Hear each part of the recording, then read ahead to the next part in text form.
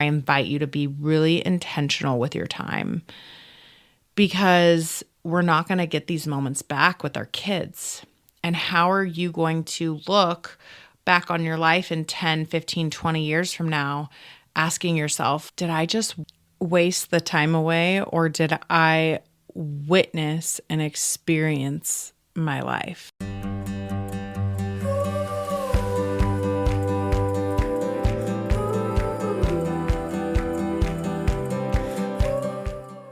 Do you wake up with the intention of being a present and patient mom, only to find yourself feeling overwhelmed and depleted amidst the chaos of daily life? Hi, I'm Lesley, a mom of littles and the host of the Grounded Mama podcast.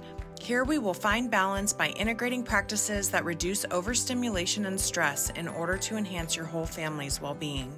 Ready to slow down and be the intentional mother you desire to be? Okay, mama, it's time to feel grounded. Take a deep breath and let's dive in. Hey, Mama, I hope you're having a great week. I'm so excited to be here for this week's podcast episode in this identity series that we are doing. I feel like we have gotten into a lot of stuff. We've gotten very deep and very fast. I can totally relate if some of this feels heavy or uncertain or just like, I don't even know where to go with any of this. I'd love to invite you next week to my free workshop on Discover Your Identity, which will be held on Zoom April 22nd at 2 p.m. Mountain Standard Time. Again, this is just going to be an hour to hold space for you if you've been following along on this journey, or if you just want to show up and you feel called to do so. I'd love to have you. You don't have to catch up on all the episodes as they do kind of build on each other, but I would just love to have you there. I'd love to have you join the workshop. It's totally free to you. The replay will be available, so if you can't make it or you can't be fully present, please feel free to just register and I will send you the link to the Zoom call. And again, it's just going to be a safe space to kind of explore some of this. We're going to talk about these 4 pillars in a sense of overwhelm and overstimulation and how it's all tied together in motherhood and why it's important to our identity, our ultimate core foundational identity. So I'd love to have you. I will include the link in the show notes. It is bit.ly/embrace your identity. And if you're, again, driving or don't want to remember it or come back to it, whatever, there it is. So it's also in my Heartbeat group. I have been posting in there about this series, and then also sharing little clips from these episodes on Instagram as well. So would love to have you. Please feel free to sign up. It's totally free to you. And it's an hour of your very precious time, but I think it will benefit you and your family and your children in more ways than you probably even can imagine. So there's that. So yeah, we're talking about outsourcing your identity as a mother in this week's episode. I feel like that's a very triggering circumstance or statement, bold statement in this day and age where the mom wears many hats. Dads do too, but let's be real. Mom knows when the next doctor's appointment is. Moms, whether you're inside the home or outside the home, you are working a full-time job. It doesn't matter what that role is. You still have a full-time job. This episode is going to be targeted more towards moms that are working outside the home or, have an entrepreneurial gig or whatever that looks like. But they have a role other than mother, I guess, attached to their reference list or their oh gosh, what is that thing? Your resume? It's been a while since I've done one of those. So we're going to be talking to how to, kind of ditch the mom guilt, repurpose your passions in life, and discover how to achieve, that work-life balance that we all seem to constantly be chasing. So again, just kind of a different light on identity here and this series that we've been deep diving into, but it is all still so important. And I want to remind you, like, as we are unfolding this identity series, peeling back so many layers, one of, I don't know who this, I can't quote who this is from, but identity is who I really am in some sort of fundamental and essential way. So I want us to think about that as we go through this episode today. Is our career or our job, I put that in air quotes, outside the home is what we're talking about today, is a part of who we are, but it's not who we are as an identity, as we've discovered again in the previous episodes of the series. So, but it's something that we take with us or we carry with us as a badge of honor, or if we introduce ourselves to somebody like, oh, what do you do? Is probably like one of the first few questions. What's your name? Identity. What do you do? Identity. All these external identities that we outsource ourselves to. So career can be a big one. And there was actually a 2023 Pew Research survey that said 40% of workers agreed that their job or career was extremely or very important to their overall identity. About 34% said it was somewhat important, while only about 25% said it was somewhat important. And let those numbers kind of sink in. 40% of people who took this survey said that their career or their job was extremely or very important to their overall identity. Wow, that's a big piece of your identity. If we were going on 100% scale here, that's almost half. That's a lot. I could say I probably landed in that category at some point in my life, but I would definitely be on the lesser side of that scale or that spectrum now. Again, because I've assumed other roles in my life, or my identity, my internal core identity has evolved over time.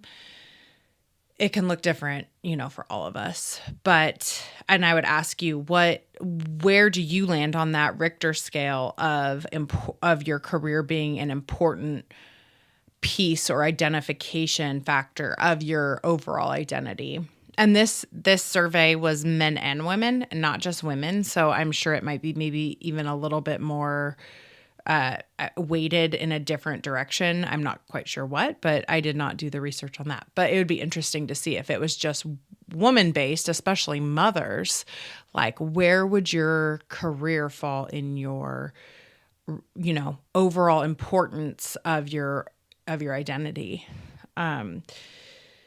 So yeah, I think a lot of moms wear a lot of hats.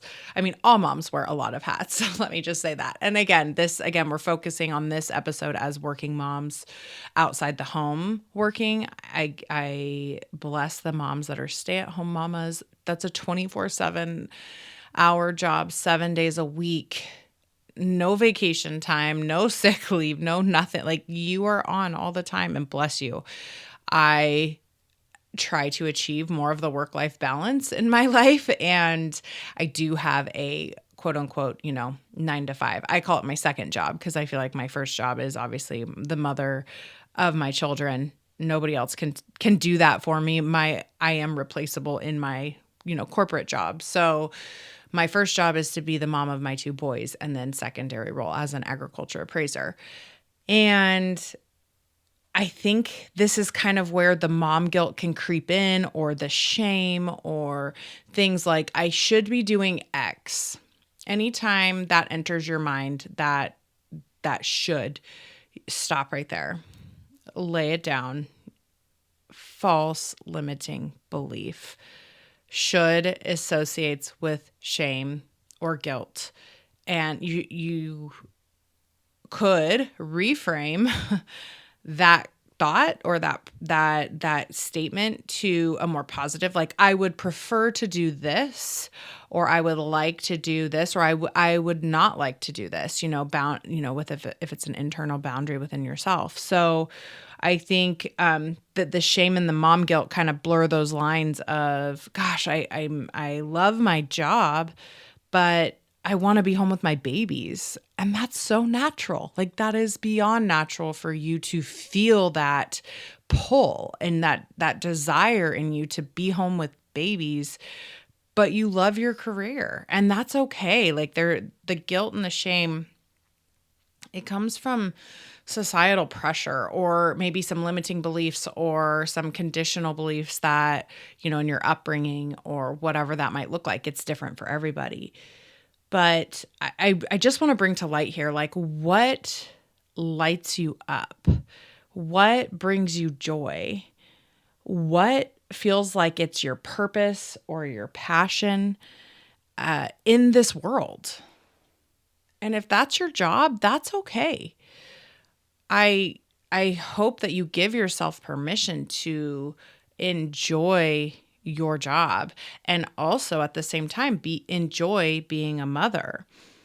And if you don't enjoy your job, maybe this is an opportunity for you to, take that hat off and hang it on the wall and say, what could I do differently? What do I enjoy? What lights me up? Like this has changed since I've become a mother. That can happen too. Your identity can shift and mold, and as you grow, the core essence and foundational piece of who you are will evolve. So with that being said, I just think those are some questions, reflection questions to get started with around, is your job lighting you up? Is it bringing you that purpose, that passion, or is it more, hey, I want to pull the reins back and like be there for my kids' t-ball practice, or I want to be there and not miss a single game, or I don't want to travel during the springtime because I want to be outside with my family. Like, what does that look like for you now that you have multiple roles that maybe you didn't have when you started your career? I want you to remind yourself that careers most of the time are not linear or singular. Again, I think as you develop and you get established in your career, that can evolve, that can change. You can climb that corporate ladder where your role looks different from when you started. You can maybe bump down to part-time when your kids are just so busy that you're running yourself ragged, trying to get them all to their practices or games, or like that's what fulfills you and that's what lights you up. So allow yourself to play with this. Give yourself permission to see what, try different hats on for size. And again, totally have fun with this. I feel like we can carry these mom guilt or limiting beliefs with us, and they might not even to belong to us, which is 9 times out of 10, I would say, or they've been ingrained in us from somewhere and we just carry them and we don't know where we got them from in the first place, and we want to drop them off at the train station because again, we don't want to carry that weight. We don't want to assume that guilt, that it doesn't do us a service. It's such a disservice to ourselves, to our motherhood journey, to our, we have too many other things to worry about. So maybe think of some of those negative thoughts or items creeping in about, I want to be at my son's practice, but I really have this board meeting that I have to be at 5:00, at the end of the day. And it's like, oh, where do you sit with that? Like, I would just sit with that, hold that in your body and see what lights up for you. Like, is your heart pulling you to be there at the practice or the game? Or can somebody else on your team take over that meeting? It can look different. Like, it doesn't have to look conventional as much as, the corporate world looks the same in a lot of ways. It can look different. And I think COVID was, a blessing in that way, where a lot of us were able to work from home. Or right now I'm working a lot of nights because that's when it's quiet and I'm not bothered.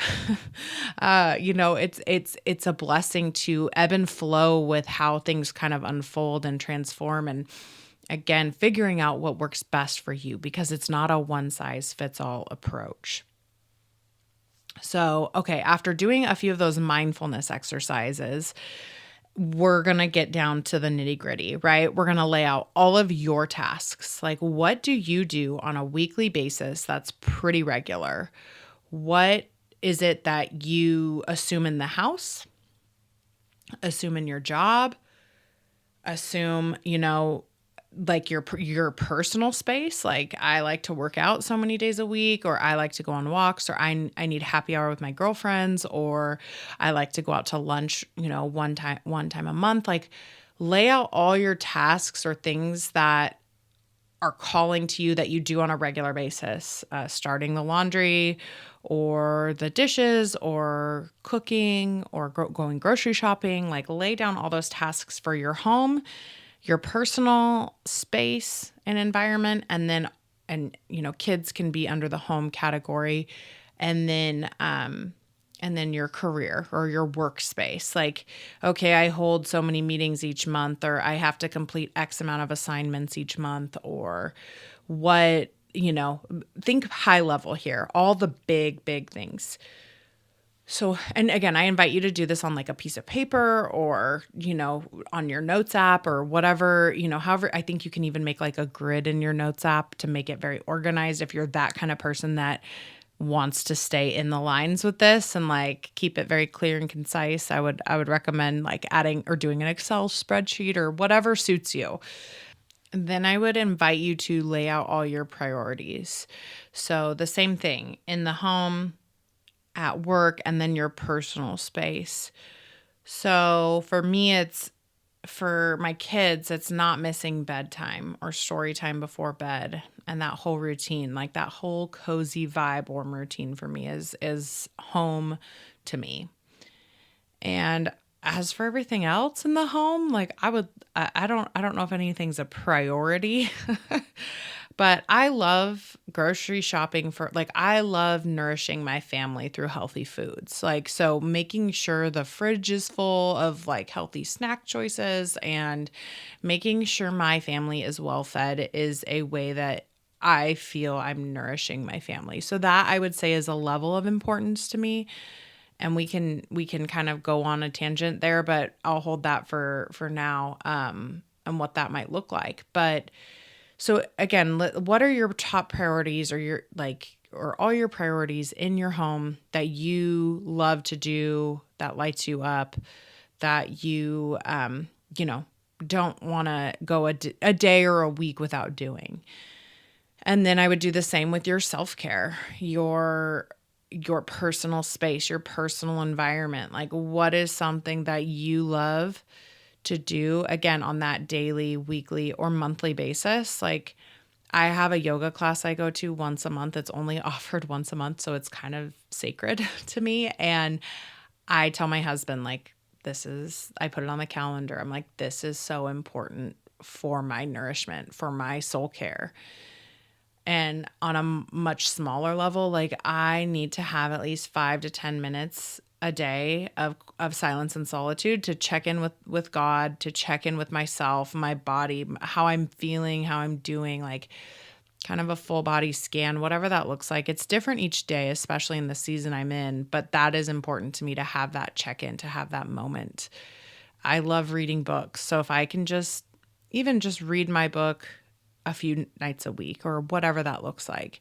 So again, just find those pieces and those priorities that light you up in your day-to-day from, being on a monthly basis. And then in your work, like what are your top priorities in your workspace? Like, is it meeting a goal, like a number goal each month? Or is it, I want to have a clean inbox by the end of Friday every week? Or I want to, like, what are your top priorities in whatever your 9 to 5 looks like, or your corporate job? And lay them all out. Like, this is my priority to get X done each week, or X done by each day, or X done once a month. So now that you have all of your tasks and priorities laid out on the paper, on the page, and you can sit there with those for a little bit. If you need to take some space, walk away from this, or, whatever that suits you. You can come back and scratch some off, be like, no, I actually changed my mind about that, or add some, whatever works best for you. So once you have these two lists of your tasks and your priorities, you're going to make 3 columns. So this is where an Excel spreadsheet might come in handy, especially if you need to like delete or you want to sort or however you want to organize it, right? So for each of these, you're going to do 2 different charts, or you can combine them if you feel like that is, life-giving to you. You will do column A, column B, and column C. And your column A is your non-negotiables. Like, what is an absolute, no way am I missing this, not today, not tomorrow, unless you're, under some unique circumstances or whatever. Like if you are traveling for work and you have to miss something in the home because of that, but what are your A priorities and tasks in all 3 of those categories? Your home, your self-care, and your work load, work life, what your work schedule looks like. And lay them all out and then the B category, you're going to do the same for the B category. So the B category is, I don't really mind doing it, but I could delegate that to somebody else. So you're going to take all of those priorities and tasks, both, in those 3 categories, personally, professionally, and your house and your home, your kids, your family. And then your C tasks and priorities are going to be the ones that, nope, I have no desire to cook a day in my life. I'm going to give that to somebody else. I'm going to hire a home chef or meal chef or whatever those programs are, and I'm going to have my husband cook. Or I can't stand to keep up on my inbox if you have an assistant or somebody that can help you keep that organized. Or, something that unfortunately we can't delegate working out to anybody else. So we have to actually do that one ourselves. But things personally or soul care that you don't really care to do, but it's nice to, you can just pass that on to somebody else. I can't think of any off the top of my head. I love getting pedicures. So there we go. I delegate that to somebody else. I don't do that myself. So so you can make this chart any way you'd like. You can totally combine the 2. You can put like your A, B, and C tasks in the row side, and then your tasks and priorities in the column side, or, you can totally merge this or keep it separate. It's just a great way to really like see what you have to do or what you've got to do, and what you prioritize and what you love to do. So there's a difference. There's 2 sides to every coin. So the have tos or the got tos to, live a life every day, in and out all day, 24 hours a day, rinse and repeat, versus the I love doing this. This lights me up. This sets my heart on fire. So that's it. So kind of take this grid and do what you want with it, and like see, oh, maybe I can delegate this task that takes up 2 hours of my week in the office, in the home, whatever it looks like. So then you can replace that task with something that you want to prioritize. So you're not having that, I really want to be at that game, but I can't because I'm obligated to be here. And sometimes that's the case. But knowing what is a full body yes and what is a full body no, and establishing those healthy boundaries, not just for you, but for the other people involved, is going to make everybody's well-being in the long run so much better and so much more just operate, like it's just going to operate better. Your house life balance, your work life balance, your soul care, all the things. It's just going to make everything kind of ebb and flow way more graciously. And time is so valuable. So I invite you to be intentional with it. Be intentional with your time. If we all have the same 24 hours in a day, and if I could go back and graciously tell the 20-year-old Lesley who says, I don't have any time, I'm so busy, it's like, oh, but you do. You have no idea what you're going to get into here in about 13 to 15 years. So time is valuable. And again, if you can like shift some of these things around for you to better operate your work-life balance, or to get a little bit closer to that forever moving goalpost of balance and feel good at the end of the day, like, oh, okay, I can put my feet up and relax. Like, this was a good day. That's what it's about. And like, to watch, be able to sit and just watch your kids play and look at the world through your kids' eyes at the end of the day and be like, oh, that spreadsheet actually doesn't really matter. Like, this matters, and to be able to leave work at the office and to come home and be mom. And that's, again, where I invite you to be really intentional with your time, because we're not going to get these moments back with our kids. And how are you going to look back on your life in 10, 15, 20 years from now, asking yourself, like, did I just waste the time away, or did I witness and experience my life? And this topic hits home for me more than I probably realize. And as I get on a plane tomorrow for my third trip in 4 weeks, this is more fitting than I realize in my current situation, in my current season. Because when I get home from these work trips, from traveling, like I've been traveling in less than 30 days, I can't even wrap my head around it, this is what matters. My kids, and again, watching life through their eyes is what matters. And being there for the present moment, to be intentional with my time with them, and to not let those non-negotiables slip through my fingers. Put the phone down, put it in a box, put it in a drawer, because the last thing you want to hear your kid tell you is, "Mommy, put the phone down." And you realize you're wasting away some of the most precious moments that you're ever going to get in your life. I hope this episode helped you in one way or another, or shed some light on some maybe areas that you could free up some time, or reprioritize or move things around in your schedule to make the time for yourself, for your kids, for a side hustle, passion, whatever's lighting you up, whatever's bringing you joy. So enjoy this week. Enjoy Easter.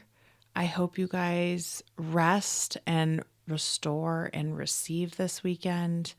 It is so important, and we don't make enough time for it. So I will sign off here and can't wait to see you next week.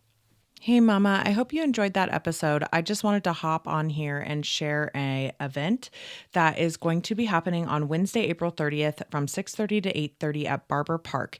If you are local to the Treasure Valley here in Boise, Idaho, I would highly encourage you to join us. Lyft is putting on an event called Shine Bright, You Were Made for More. And sometimes our world can feel dark and empty, leaving us with so many questions, discouragement, and feeling alone. We can't seem to get a grip on our circumstances or see a way out that feels genuine to who we are. So join us for an evening full of light, laughter, and community with other wonderful women. Bring your daughter, bring your sister, bring your friend. If you feel like you don't want to come to this event alone, there will be light snacks and beverages. And we're going to have some women come up and share stories of times when their light really shone. I am not a host, but I am attending, and I actually have a table of tickets that I'm doing a giveaway for. So if you are interested in coming to this event and, again, might feel that intimidation but want to be at a table of wonderful women that are also entering the giveaway, please feel free to join. All you have to do is go join my heartbeat group, the Rebalanced Mama. The link is in the show notes. RSVP to the event and say I'm in, and you will be entered to win one of the tickets for this event. So please join us. And if you want to sign up, I will also leave a link in the show notes as well if you just want to buy a ticket on your own as well. I look forward to seeing you there. Thanks so much. Have a great week. Hey Mama, thank you for joining me today. If this episode resonated with you, would you take a few seconds and share it with a fellow mom friend who is also navigating this journey of motherhood? Also, if you could spare a moment of your precious time and leave a 5-star review for the show, it lights me up to know that this podcast is helping you mother with ease. Time to go rest and ground down in all that we covered here today. I'll meet you back here next week for another episode with love and gratitude.